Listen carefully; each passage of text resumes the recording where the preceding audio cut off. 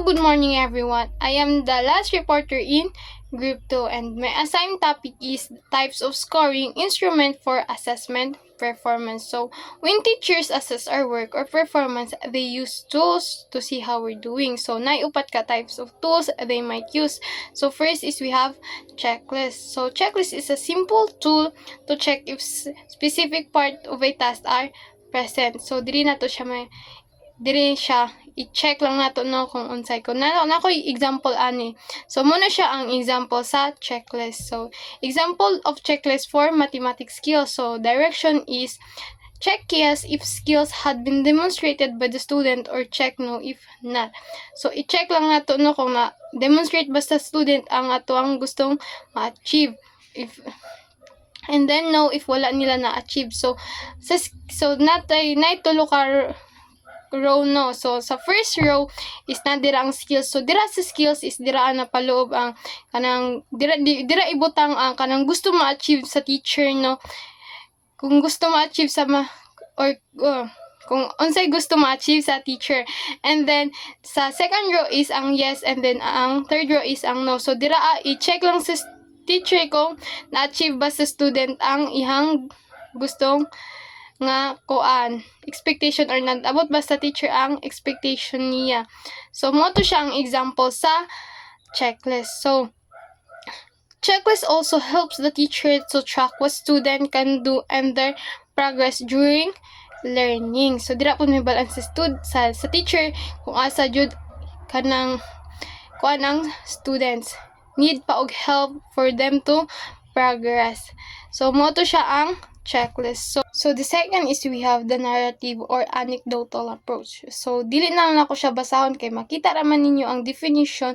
So I will explain it directly na lang. So these methods involves writing detailed observation about students' behavior, action, and performance during a specific task.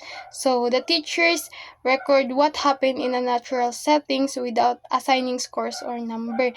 So dili is dili jud ang teacher na dili jud niya ginabutang og scores or numbers ang inyuhang iyang pag-observe sa inyo, which is ginasulat jud niya detailed nga kung unsa iyang nakita mo jud ang iyang ginasulat. So the teacher watches students as they work and write detailed note about what they are doing. So mo to siya no, and how they interact with peers and how they approach the task. At sa teacher no, and katong gisulat na teacher nga naobserbaran sa student, iha din itong i-analyze if to determine if the students are meeting learning objectives. So for example, aning narrative and anecdotal approach no is kuan. So if a teacher is observing a reading activity, so they might ang isulat instead nga isulat sa teacher ang score. So ang iyang isulat is example, yang gisulat is Maria struggled to pronounce some words but used context clues to understand the sentence. So wala niya kanang gisulat gani ang kanang scores, which is gisulat niya detailed kung unsa jud to ang iyang na-observeran based sa performance sa students. So that's how narrative anecdotal works no. And third is we have the rating scale. So this method involves using a structured checklist with a numeral scales. So kani diri ang sa rating scales is mas detailed, same lang siya, same kaning rating skills o katong checklist gay na nga first is same lang siya, but ang kaning sa rating skills is more detailed than the checklist. So nako example no, so mo na siya ang example sa rating skills. So example of rating skills on delivering speech. So there are 6 rows. So the first row is dira na paloob ang criteria. So dira ibutang kung unsay kanang gusto ma-achieve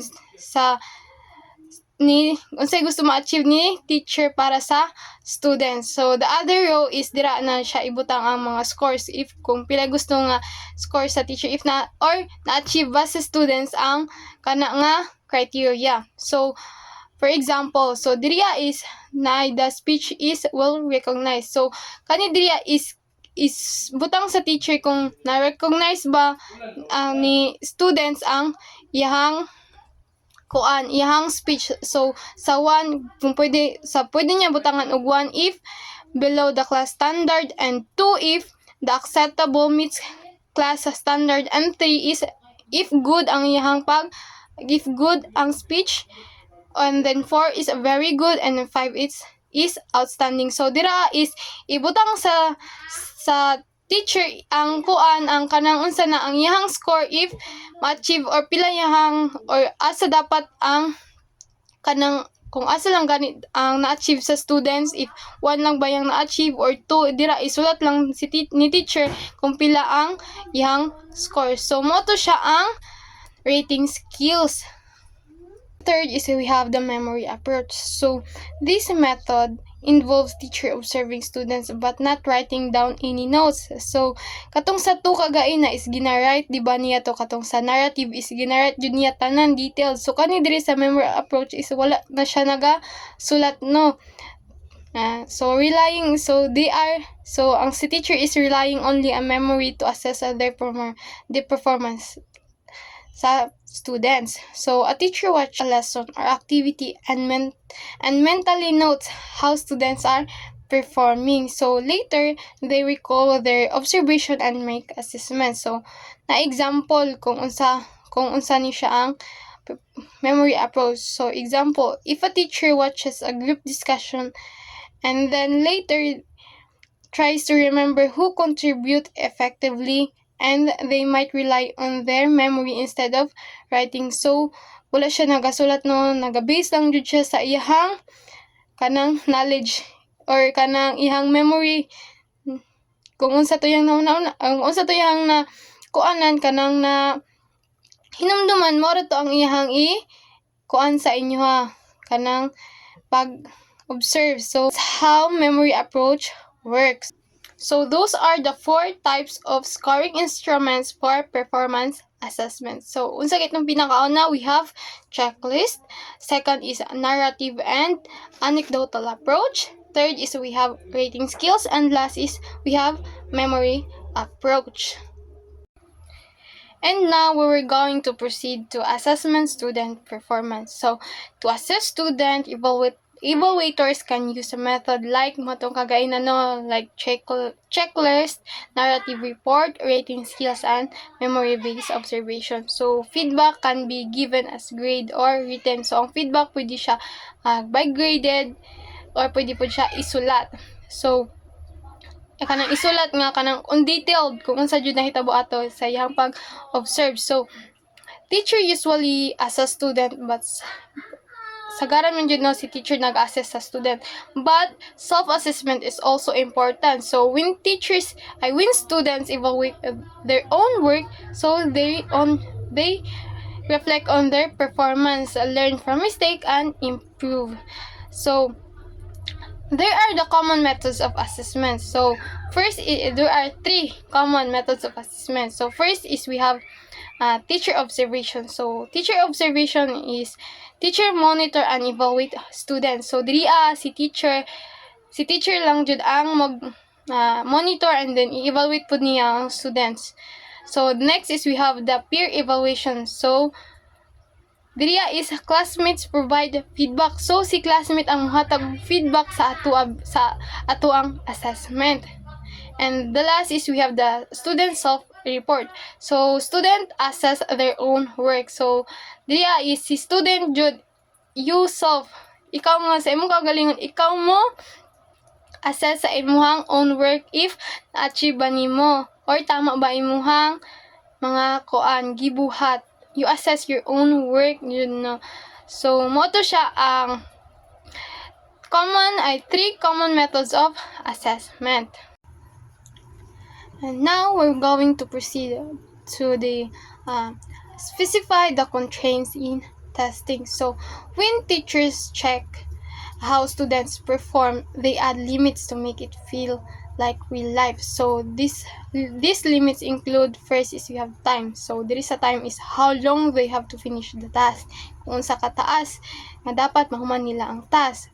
Next is we have the materials. So what tools or book they can use, kung unsa nga mga materials ang dapat nilang gamiton. And then third is we have help. So whether they can work with others. So dria is they can work kanang kuan work helping each other o pwede po siya individual. So next is the equipment. So what they need to do the task.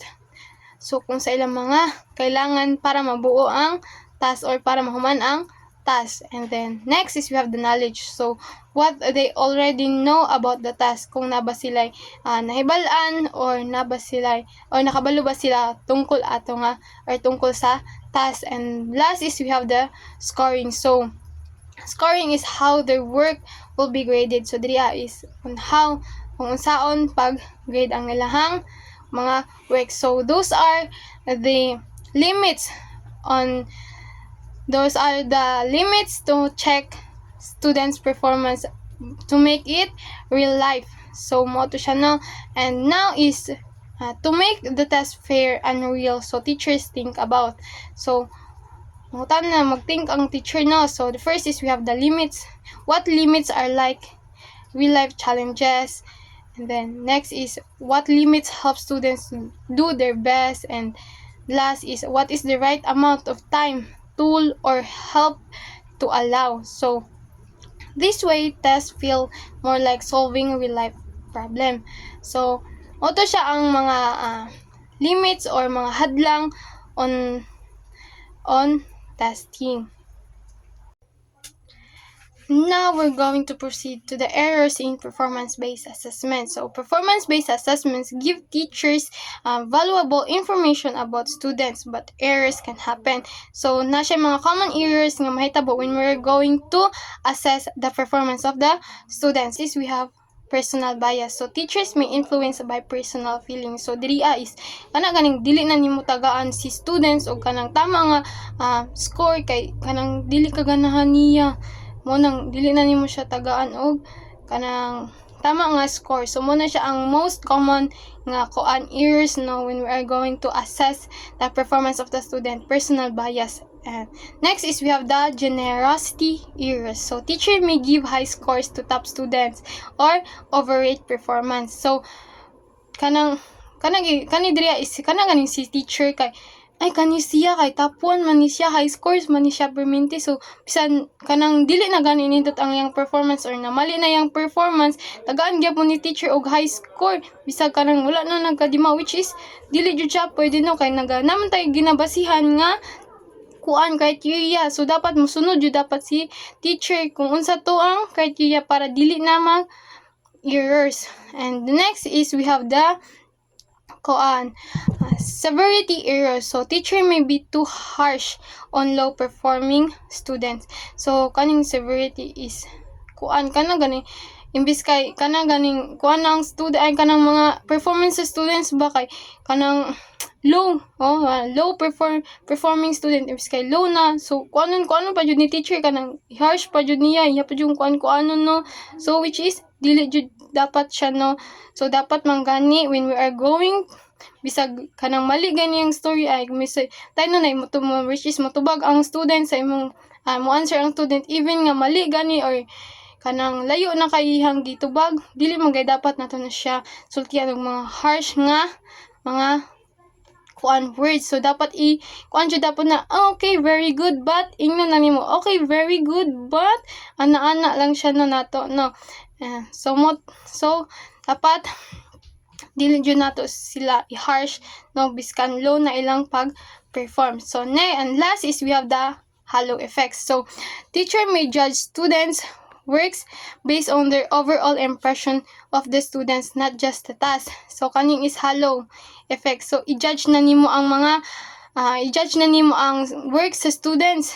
Dili bisag kanang kuan i-judge na nimo ang kanang ilahang performance or work bisag wala pa kakabalo kung unsa daytong bisag nindot na kayo i-judge gyapon nimo sila dili na base sa kuan sa criteria, based na sa imuhang impression.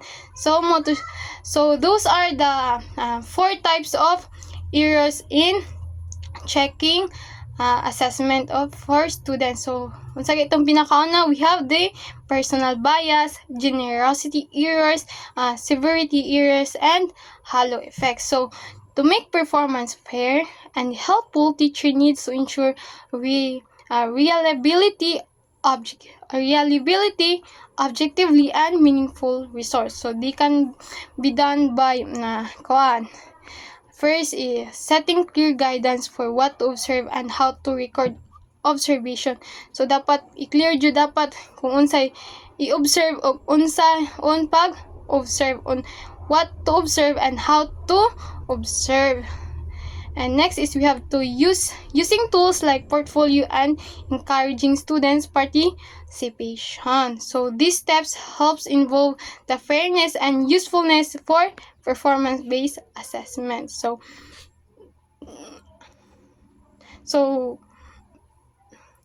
that will be all. Thank you.